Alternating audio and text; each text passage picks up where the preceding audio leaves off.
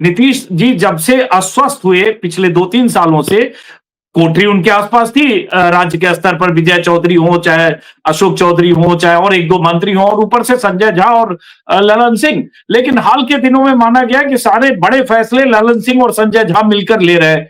बीच में खबरें आने लगी कि निशांत कुमार को नर्चर करने निशांत को या एक तरह से उनके तरह से उनको पॉलिटिकली डेवलप करने में संजय झा भूमिका निभा रहे हैं। लेकिन क्या निशांत कुमार एसर्ट करने की स्थिति में इतना पॉलिटिकल एक्यूमेन उनमें दिखता है? ये एक जरूरी सवाल है क्योंकि हमें साय दिखते हैं पॉलिटिकली बोलने में साय दिखते हैं, बट आदमी डेवलप हो जाता है साल 2 साल में।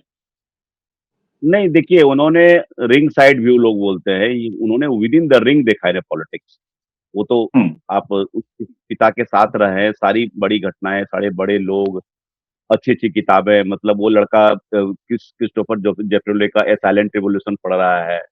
वो चीज़ों को जेफरी विट्सो की किताब पढ़ रहा है, तो वो चीज़ों को समझता है, लोहिया को पढ़ रहा है, इंदुमती केलकर को पढ़ रहा है। तो ही अंडरस्टैंड्स पॉलिटिक्स, लेकिन वो थ्योरी में भी समझ रहा है, उसको समय हम्म। लगेगा। और शुरुआत में नीतीश जी 1.5 बरस लग गए नीतीश कुमार को कन्विंस करने में। एक सीमा में नीतीश जी ने यहाँ तक कह दिया कि अरे छोड़ो ऋषि को लड़ाओ, ऋषि को नेता बना तो हम छोड़ देते हैं। तो जब ये बात हो गई चुनाव के पहले तक, लेकिन जैसे-जैसे स्वास्थ्य गिरता गया, उनके परिवार को एक्सटेंडेड फैमिली के लोगों ने कन्विंस किया कि इतनी बड़ी तुम्हारी पिता की राजनीतिक विरासत है, ये ऐसे ही नहीं मत जाने दो। वो सब जानता है कि he is an unwilling politician, everybody knows. लेकिन अब वो विलिंग है। अब वो जान रहा है कि ये पॉलिटिकल लेगेसी हमको संभालना है। उसकी एक्टिविटी देखिए ना, लास्ट आप पूरा कैलेंडर देखिए 1 महीने का। The way he is conducting meeting, अब नई टीम में अब चेतन चेतन आनंद, कोमल सिंह, रुहेल रंजन, एक यंग टीम 15-17 लोगों की बनी हुई है।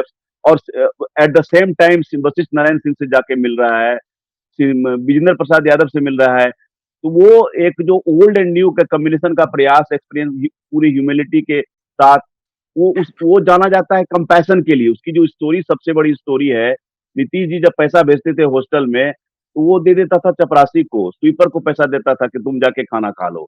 तो ही अगर उस कंपैशन को पॉलिटिक्स में भी यूज करेगा, तो मुझे लगता है कि वो अपनी कंस्टिट्यूंसी बनाएगा। उसके पास, मैं बार-बार बोलता हूँ, उसके पास समय है।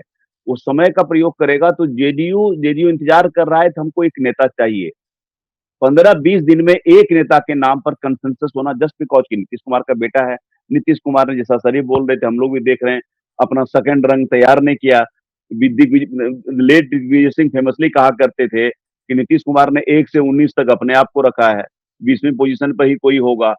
तो वो तो रीजनल रीजनल पार्टी का एक कैरेक्टर होता है कि वो लीडरशिप नहीं रखते, या तो उसके बाल बच्चे आएँगे या फिर कोई नहीं आएगा। तो वो ये, अब नीतीश कुमार ने एक आइडियोलॉजिकल स्टैंड लिया था कि कर्पूरी ठाकुर ने नहीं लाया। अरे कर्पूरी ठाकुर के बेटे भी आए उनकी मृत्यु के बाद।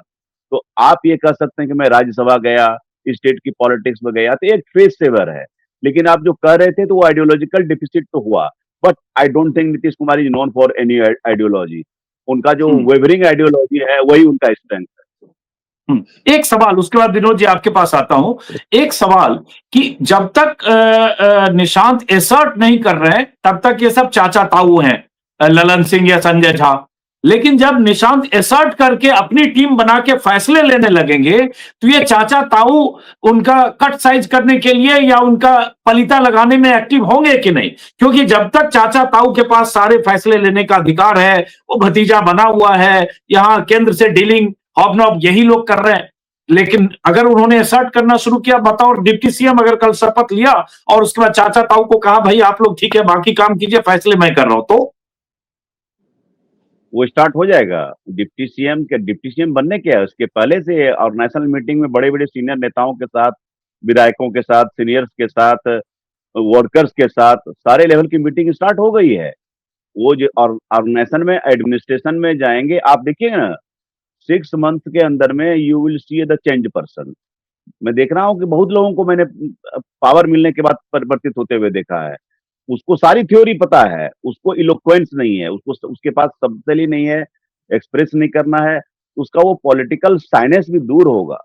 अब वो टाइम लगेगा, लेकिन इतनी बड़ी पार्टी तुरंत खत्म नहीं होती है। ऑफ कोर्स कमज़ोर हुई है, नीतीश कुमार कोलोसस रहे हैं, एक कोलोसस के एब्सेंस में पार्टी ज़रूर कमज़ोर होगी निश्चित रूप से। लेकिन अगर निशांत आ गया है, तो मुझे लगता है कि 25 के बियॉन्ड ले जाने की क्षमता है। मैं 30 के बियॉन्ड अभी नहीं बोल रहा हूँ, 30 के बियॉन्ड ले जाने की क्षमता मुझे निशांत में दिख रही है, because he got a kind of good advisers, और खास करके एक लवकुश और प्लस धानु की कंस्टिट्यूंसी जो करीब 10% की कंस्टिट्यूंसी है, उसके तो नेता बने रहेंगे ना, तो वो उस कंस्टिट्यूंसी को भी साधेंगे, प्लस नीतीश कुमार का महादलित वाला ईबीसी पॉलिटिक्स का है, तो उस चीजों को women constituency, do not forget women constituency, the Jeevika समूह 1.8 crore biggest women HRD in the country जो उनके पास है, वो which is taken as more और लेस जेडीयू कंस्टिट्यूंसी। तो उन सारे चीजों को अगर आप निशांत कल्टीवेट करेंगे the way his father did, I think मतलब he is very much there. अब आखिरी सवाल विनोद जी, बहुत दिलचस्प है, क्योंकि निशांत को हम लोग दिल्ली से जब देखते हैं तो लगता है यार ये बोल नहीं पा रहे हैं, बहुत साए हैं, कैमरा फ्रेंडली नहीं है, बयान नहीं दे रहे हैं बिहार में, या ऐसे ऐसे बोलने वाले बातूनी टाइप के लोग।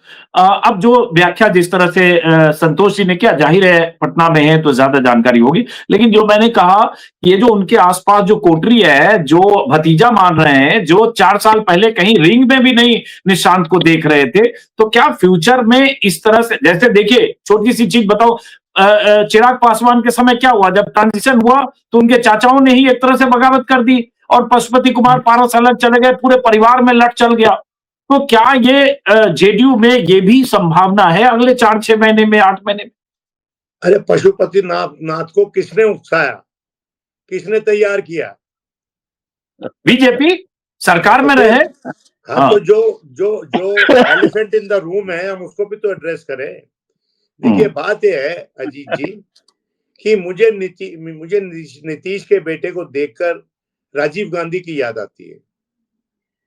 Rajiv Gandhi was a simple man, good man, आज भी लोग याद करते हैं, बहुत अच्छा आदमी था, और इतनी बड़ी मेजोरिटी लेके वो प्रधानमंत्री हुआ, और उसकी पीठ में किसने छुरी घोंपी?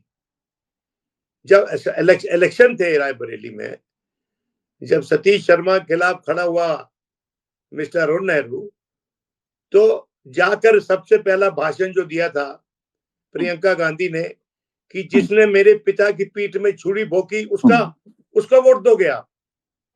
उसी दिन इलेक्शन तय हो गया वहां पर। तो ये जो चचा बने हुए हैं, मौसा बने हुए हैं, फूफा बने हुए हैं, फूफा तो खैर नाराज हमेशा ही रहते हैं, तो चचा और मौसा बने हुए हैं, ये जो लोग हैं पॉलिटिक्स में, कोई भी लॉयल्टी परमानेंट नहीं होती। और इन लोगों की लॉयल्टी तो हो ही नहीं सकती। अगर आप देखें लल्लन सिंह को, उसके चेहरे को आप देखिए, उसके चेहरे पे कहीं भी मुझे कमिटमेंट नजर नहीं आती किसी और के लिए, अपने लिए तो है। उसी तरह से संजय जी जो थे, वो संजय जी वो तो गुड 2IC, जिसके तार से कहीं कहीं और से कैसे जा रहे हैं। और जैसा कि संतोष ने बोला, अब ही उसका एक्सपायरी डेट आ गया है, उनका काम हो गया, जो काम उनको करना था वो काम वो पूरा कर चुके हैं। अब वो गवर्नर बना दिए जाएंगे, या कुछ और मंत्री बना के केंद्र में बुला लिए जाएंगे, या बिहार में कोई मंत्री पद मिल जाएगा, या कुछ और मिल जाएगा। देखिए बिहार में तब्दीली होगी, जैसे जैसे निशांत परिपक्व होगा राजनीति में, वैसे वैसे कोलिशन के भीतर इनसिक्योरिटीज बढ़ती हैं। अगर बीजेपी गेन कर रही होगी तो जेडीयू इनसिक्योर होगी। और बीजेपी आज के दिन जितनी भी निधि है, जितनी भी गुडविल हासिल की नीतीश कुमार के साथ मिलकर बीजेपी ने, उस पूरी गुडविल को बीजेपी चाहेगी कि सम्राट चौधरी जैसे चेहरों के जरिए इकट्ठी कर ले, अप्रोप्रिएट कर ले पूरी गुडविल को। ये पूरा कश्मकश गुडविल पे होगी। संतोष जैसे बिल्कुल ठीक कह रहे थे कि महिलाओं की जो कॉन्स्टिट्यूंसी, मैं समझता हूं कि निशांत को महिलाओं पे अपने पिता की तरफ फोकस करना चाहिए। ये महिलाओं की कॉन्स्टिट्यूंसी आसानी से नहीं छोड़ेगी। Women, regardless of what they are, they never go for divorce easily, and political divorce भी नहीं करेंगी अगर ये उनकी तरफ अपना ध्यान रखेगा। तो महिलाओं की कॉन्स्टिट्यूंसी सुरक्षित कर ले। लव कुश तो ब्रॉडली रहेंगे उनके साथ, क्योंकि सम्राट चौधरी जो है उनकी वो हैसियत या वो कद नहीं है जो नीतीश कुमार का है। और दोनों कोयरी और कुर्मी दोनों में नीतीश का कद मैं समझता हूँ आज भी सम्राट से ज्यादा है। और नीतीश जब तक हैं उनका हाथ सर पे है और उनको अपने जीवन काल में ये पूरा करवा देना चाहिए काम कि पूरा प्रेसिडेंट बना दें, जेडीयू का प्रेसिडेंट बना दें निशांत को। अगर वो डिप्टी सीएम भी बनना है तो ही शुड, लोग तो कहते हैं कि wants to focus on organisation, अच्छी बात है, वहां सीखने को ज्यादा मिलेगा उनको। जब तक अपनी पार्टी को समझेंगे नहीं और उसकी जमीन पे कितनी पकड़ कहाँ है उसका कोई आकलन नहीं होगा उनके पास, तो वो ज्यादा लंबी देश के घोड़े नहीं बन पाएंगे। लेकिन एक बात मैं हमेशा सोचता हूं कि नीतीश जी एक भी आदमी नहीं छोड़ के गए, मतलब छोड़ा उन्होंने, जो उनकी एब्सेंस में उनके बेटे को ईमानदारी से दिशा दिखा सके। मैं सोचता था हरिवंश जी ये काम कर सकते हैं, लेकिन अभी वो आशा भी मेरी डूब गई। और मैं समझता हूं कि वो पता नहीं दोबारा डिप्टी चेयरमैन बनते हैं कि नहीं, क्योंकि अब तो नॉमिनेटेड मेंबर है और नॉमिनेटेड मेंबर का डिप्टी चेयर होना लगभग असंभव है। क्योंकि मुझे याद है उन्होंने भी मोदी और शाह का दामन थाम लिया है, उसको सिर्फ नॉमिनेशन तक मत रखिए, उन्होंने पाला बदल के दामन थाम लिया उन्होंने एक तरह से हरिवंश जी ने। हाँ, तो मैं ये कह रहा हूँ कि उनका डिप्टी चेयरमैन बनना तो मुश्किल होगा, क्योंकि नजमा हेपतुल्ला को भी वो डिप्टी चेयरमैन नॉमिनेट करके बनाना चाहते थे, अटल जी और अडवाणी जी। और उस वक्त जब रुक्का लेकर प्रमोद महाजन गया भैरव सिंह शेखावत के पास, तो उन्होंने कहा अगर कोई मेरे से ऐसा काम करवाने के लिए आए हो जिसका कि कॉन्स्टिट्यूशन परमिट नहीं करती है तो मुझे मत बोलो, मैं नहीं करूंगा। और मुझे याद है कि वो मिलके गया ही था, तो मैं भैरव सिंह जी से मिलने गया था, उन्होंने स्वयं मुझे पूरी बात बताई।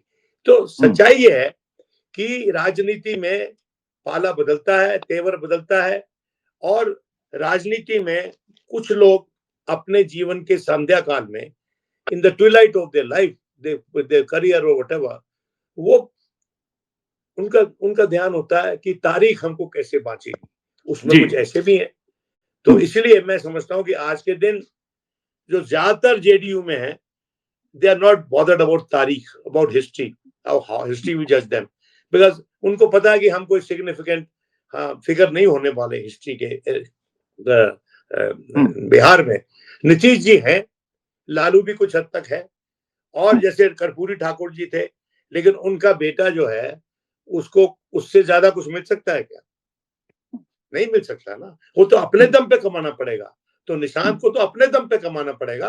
हाँ, सही बात। पिता का जो एक लेगेसी होगा, अगर उसको संजो लेता है, और उसको संजोने का एक ही कारण है, एक ही तरीके से हो सकता है कि महिलाएं डट जाएं कि हमारे नीतीश जी का बेटा है और इसलिए हमारा भी बेटा है। ये सेंटीमेंट काम करेगा। जी, आखिरी सवाल जाते जाते संतोष जी, कि कल जब शपथ ले लेंगे, चाहे सम्राट चौधरी बनेंगे, अगर मान ले अभी तक उनकी सबसे ज्यादा चर्चा है, नीतीश कुमार का कोई ऐसा फैसला है जिसको उल्टा जा सकता है? चाहे शराबबंदी हो, चाहे कोई, या जैसे अभी चल रहा है ऐसे साल भर चलेगा, अभी कोई छेड़छाड़ नहीं होगी? अभी तो छेड़छाड़ नहीं होगा, लेकिन शराबबंदी एक लाइन ऑफ फायर में है। और जैसे कि हॉस्पिटल्स, जो हॉस्पिटैलिटी इंडस्ट्री बहुत सफर किया है, तो जो भी प्रपोजल्स आते हैं उनका एक राइडर रहता है कि हमको कम से कम ओपन कीजिए, जो गेस्ट के लिए बहुत सारे स्टेट्स ने खोल के रखे हैं। तो हमारा नहीं होगा, जितनी भी शादियां हो रही है यहाँ की, झारखंड में बगल में जाकर के वो होती है, इस इंडस्ट्री को बहुत बड़ा घाटा हुआ है। और प्लस लगभग 25-30 हजार करोड़ की पैरेलल इकोनॉमी चल रही, उससे ज्यादा की 20,000 तो हमको रेवेन्यू आते, सबसे ज्यादा रेवेन्यू था। तो मुझे लगता है तुरंत तो नहीं होगा, तुरंत होगा तो जेडी ऑफेंड होगी, but in A phased manner मैं देखता हूं कि 2027 में ये चीजें हो सकती है। चलिए, बहुत बहुत शुक्रिया विनोद जी, बहुत बहुत शुक्रिया संतोष जी, अच्छा लगा आप दोनों से बात करके, दर्शकों को भी कुछ नई जानकारी मिली। बहुत बहुत शुक्रिया, नमस्कार।